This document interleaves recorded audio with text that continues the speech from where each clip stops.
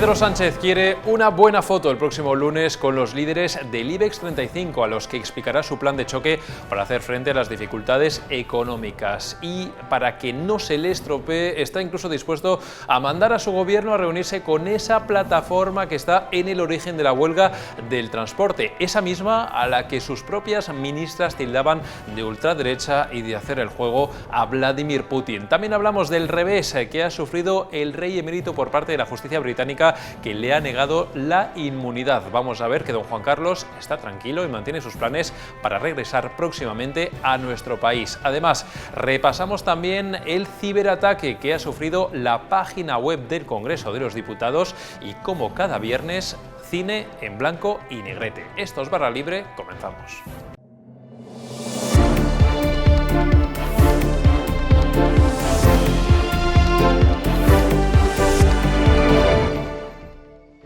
Y comenzamos ya esta edición de Barra Libre y hablamos de la huelga del transporte, de esta huelga que se le ha ido de las manos al gobierno. Ha pasado de minimizarla en los primeros días, prácticamente hacerle caso omiso, a demonizar a la parte convocante, y ahora nos encontramos en una situación en la que por parte de Pedro Sánchez hay disposición absoluta a hacer lo que sea necesario con tal de despejar definitivamente el panorama de aquí al próximo lunes. Queremos hablar con nuestros compañeros, con Jorge Sainz. ¿Qué tal, Jorge? ¿Cómo estás? Hola, ¿qué tal? Y Mercedes Herrayer. ¿Qué tal, Mercedes? Hola, ¿qué tal?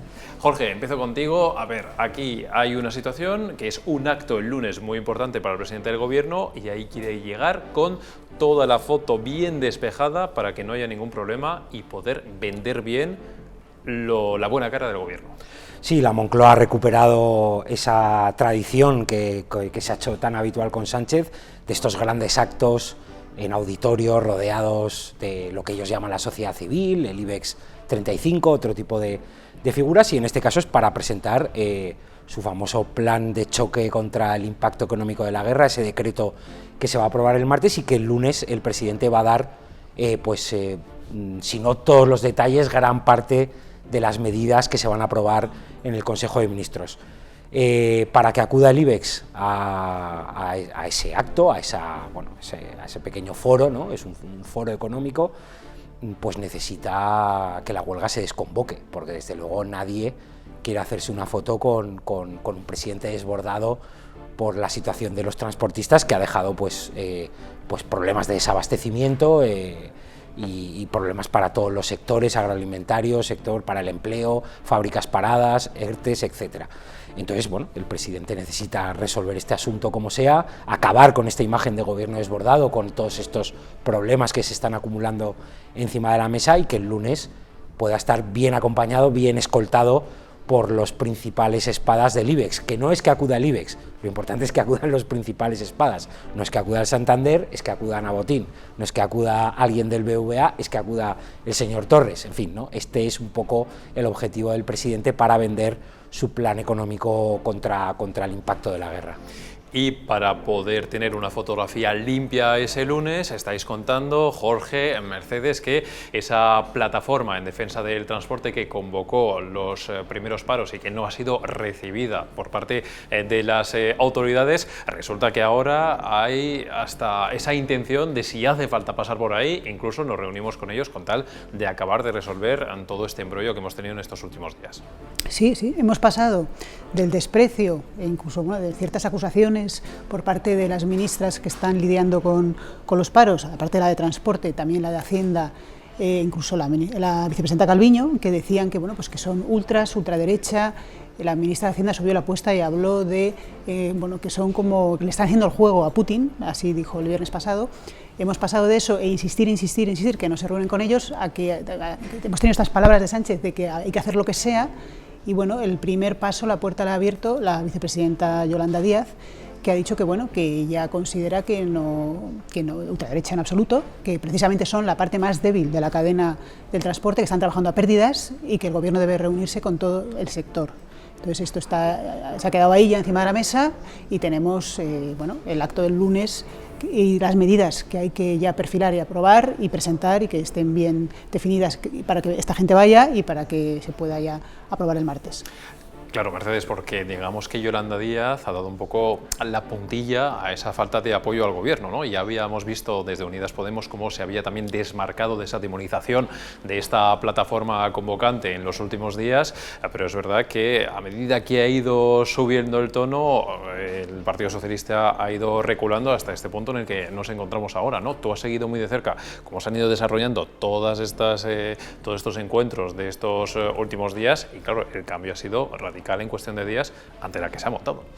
Sí, sí, no hay más remedio que adaptarse a las circunstancias, pues, si se quiere sobrevivir y cuando la situación se ha planteado de una manera muy errónea y se ha descontrolado, ¿no? Y el tiempo pasa y tenemos el acto que tenemos y el gobierno, o sea, Sánchez en concreto ha marcado esta línea y la vicepresidenta la ha cogido enseguida al vuelo y ha puesto ya, porque Podemos lo venía diciendo, pero hablaba más, bueno, pues que en la calle hay un sentimiento de que no se les escucha, de que la gente no puede trabajar a pérdidas y que están sufriendo, pero ella ha ido directa a hablar de la plataforma en concreto, ¿no? Y bueno, pues hay ejemplos en el pasado, como le pasó al gobierno de José María Aznar en el año 97, una situación muy similar, porque había una huelga del transporte que convocaba una plataforma que no formaba parte de la Confederación Nacional, ¿no? Que es la que se quería reunir solo el gobierno. Y entonces, hasta que Aznar no se reunió con esa plataforma, Fedatrans, aquello no se solventó.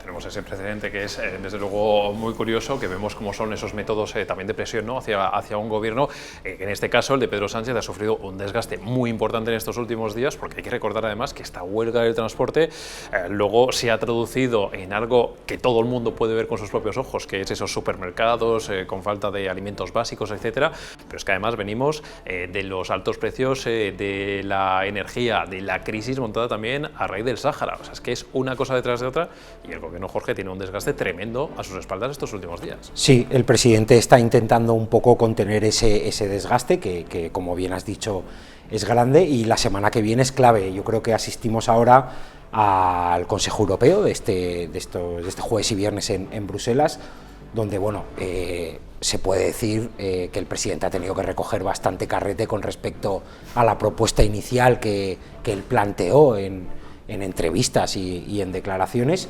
Veremos a ver lo que sale con el tema de los precios de la energía, pero bueno, ya sabemos que no va a salir lo que proponía el presidente, eso por un lado, y luego efectivamente él dejó ese margen de 2-3 semanas hasta el 29 de marzo, que es el Consejo de Ministros, que toca semanal el martes, para aprobar ese decreto con medidas económicas para contener todos estos problemas que se están derivando de la invasión rusa de Ucrania. Ya sabíamos que eso iba a ocurrir, sabíamos también que el mes de diferencia entre el inicio del conflicto bélico, pues eso, 30 días después iba a ser el impacto mucho mayor, y aquí seguimos con los precios de los carburantes por las nubes, la factura de la luz también, la huelga de transportes que bueno, no ha sabido gestionar bien el gobierno, claramente, y además el problema del Sáhara, con ese cambio de postura en la relación con Marruecos que ha sorprendido a todo el mundo con el picamiento. Entonces, bueno, yo creo que el presidente lo que busca es, de aquí al lunes, que es cuando va a hacer ese acto presentando parte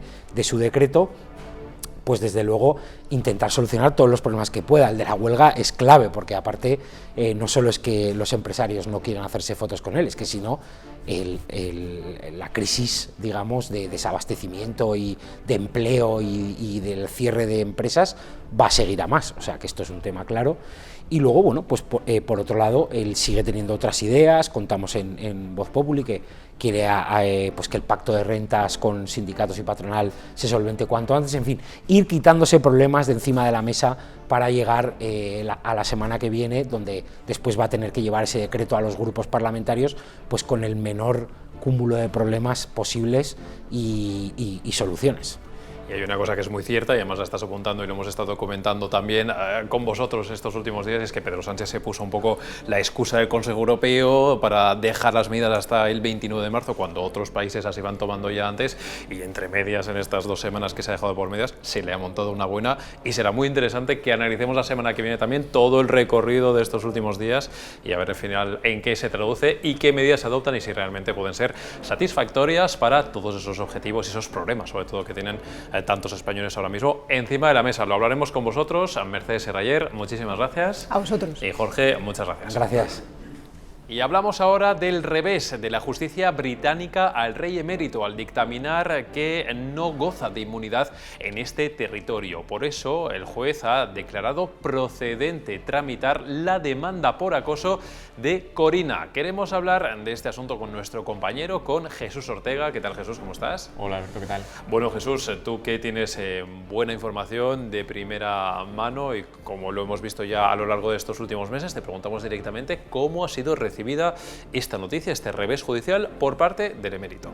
Bueno, ha sido recibida con decepción, como lo han declarado sus propios abogados, y de hecho está estudiando si es procedente apelar ante la Corte de Apelación de Londres, pero más allá de eso y más allá ahora de las especulaciones judiciales que pues nos comentan que efectivamente ha perdido la inmunidad Juan Carlos I, pero destacan que puede ser juzgado por algún delito cometido en suelo del Reino Unido, ¿no? Y bueno, recuerdan que las amenazas las acusaciones de amenazas y de acoso por parte de Corina se remiten a conversaciones con el exdirector del CNI, Félix San Roldán, tanto por mail como llamadas telefónicas, incluso una conversación presencial en un hotel de Londres. Pero lo que dicen es que es difícil juzgar a Juan Carlos I por un presunto delito cometido en Reino Unido cuando él no ha estado en Reino Unido en esas acusaciones que dice Corina, ¿no? Pero bueno, más allá de eso, lo que dicen es que esta decisión por parte de la justicia británica no cambia los planes de su regreso a España, comunicado hace poco menos un mes, hace menos de un mes, y además destacan que que Zarzuela contemplaba que Reino Unido se posicionara, que la justicia británica se posicionara rechazando esa inmunidad, que por tanto Casa Real lo sabía y que entonces no cambia el plan establecido o pactado entre Casa Real y el emérito para el regreso. Te iba a preguntar precisamente por eso, porque recordamos ese comunicado de hace menos de un mes del emérito diciendo que de momento se iba a quedar en Abu Dhabi, pero con esa intención de regresar a España con una fórmula un poquito extraña, o habrá que ver cómo se acaba consumando. Ese plan, entonces, nos estás contando, sigue intacto. ¿Esto qué significa? ¿Que cualquier día de estos podemos ver al emérito regresar a nuestro país? Me acuerdo además que nosotros justo el día que Juan Carlos I emite ese comunicado, habíamos publicado ese mismo día que el regreso no sería inminente, lo hablábamos en torno de Semana Santa y esos planes siguen en vigor. Hay que destacar que ese comunicado se hace con el visto bueno de Casa Real, y Casa Real, tal y como destaca el juez británico del Tribunal Superior de Justicia, no ha aportado ninguna prueba a Zarzuela que, digamos, confirme la pertenencia de Juan Carlos I a la Casa Real. Esto lo que implica es que Zarzuela, un poco lo que te comentaba antes, Zarzuela contemplaba, por tanto, ya que no ha aportado ninguna prueba de que Juan Carlos I pertenecía a la Casa Real, que esa inmunidad iba a ser rechazada. Esto lo sabía en ese momento de pactar el comunicado. Por tanto, el entorno de Juan Carlos I lo que considera es que nada ha cambiado con respecto a lo que se pactó hace 3 semanas. Si Zarzuela hace 3 semanas no había aportado ninguna prueba y aceptó ese comunicado por parte de Juan Carlos I, pues ahora que se ha rechazado la inmunidad, tampoco va a cambiar de posición respecto a esa vuelta del emérito. Bueno, pues ya lo escuchan, decepción, pero sin sorpresa y sin cambio en esos planes de regresar en algún momento a nuestro país. Jesús Ortega, muchas gracias, seguiremos con atención qué es lo que pueda pasar, y ese regreso del emérito, por supuesto, lo contaremos contigo. Muchas gracias. Gracias a vosotros. Y este jueves la página web del Congreso de los Diputados ha sufrido un ciberataque. Nuestro compañero experto en tecnología, Marcos Sierra, nos va a explicar lo que ha pasado y también que hay otras webs sensibles españolas que presentan algún tipo de debilidad. Le escuchamos. Ayer el Congreso de los Diputados sufrió un ciberataque adelantado por este diario, por Voz Populi, y confirmado también por la propia institución. Se trató de un ataque de los denominados de denegación de servicio. Son ciberataques que consisten en la conexión simultánea a páginas web de decenas de miles, en ocasiones, de dispositivos que se conectan al mismo tiempo de forma simultánea a una dirección concreta de Internet. El servidor que aloja estas páginas no es capaz de aguantar, de soportar ese número de conexiones y acaba tumbado. Este es un ataque que generalmente proviene en muchas ocasiones de suelo ruso. No queremos decir con esto que sea Rusia o el gobierno ruso o sus instituciones las que hayan desarrollado, creado o lanzado este ciberataque, pero sí que es verdad que los ciberdelincuentes utilizan servidores localizados en ese país porque las leyes aportan un mayor anonimato y esto a ellos les beneficia en tanto en cuanto las fuerzas y cuerpos de seguridad no son capaces de perseguirlos y de localizarlos. A raíz de estos acontecimientos, en Voz Populi hemos analizado, junto a profesionales de la ciberseguridad, cuál es el estado de la seguridad de las principales webs institucionales, y hemos descubierto que el Ministerio de Interior cuenta con una página web que no cuenta con las protecciones básicas de ciberseguridad, al igual que el CNPIC, el Centro Nacional de Protección de Infraestructuras y Ciberseguridad. Estas dos páginas web no cuentan con el certificado SSL, un certificado que es administrado por Google y que encripta las comunicaciones cuando hay datos entre el usuario que se conecta a esa web, en el caso, por ejemplo, de que haya que rellenar formularios, y esos datos son trasladados a la página web. Esos datos con el certificado SSL son encriptados. Esa tecnología es de la que carece el Ministerio del Interior en su página web y también el CNPIC. Y como cada viernes, hoy toca cine en blanco y negrete. Hoy Caballero sin espada, porque estamos en tiempos difíciles que requieren políticos que estén a la altura. Con esto despedimos esta edición de Barra Libre. Volveremos el domingo con más contenidos.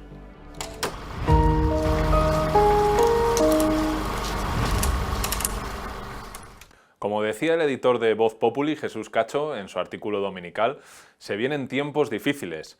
El escenario al que se enfrenta España no puede ser más apocalíptico. La guerra de Putin ha sido la gota que ha colmado el vaso y ha sumado sus males, como la caída de las bolsas europeas y la escasez de materias primas, a una inflación y unos altísimos precios de la electricidad y el combustible previos al conflicto. En estas circunstancias necesitamos políticos de altura. Por eso, hoy, en Cine en Blanco y Negrete, hablaremos de Caballero sin espada.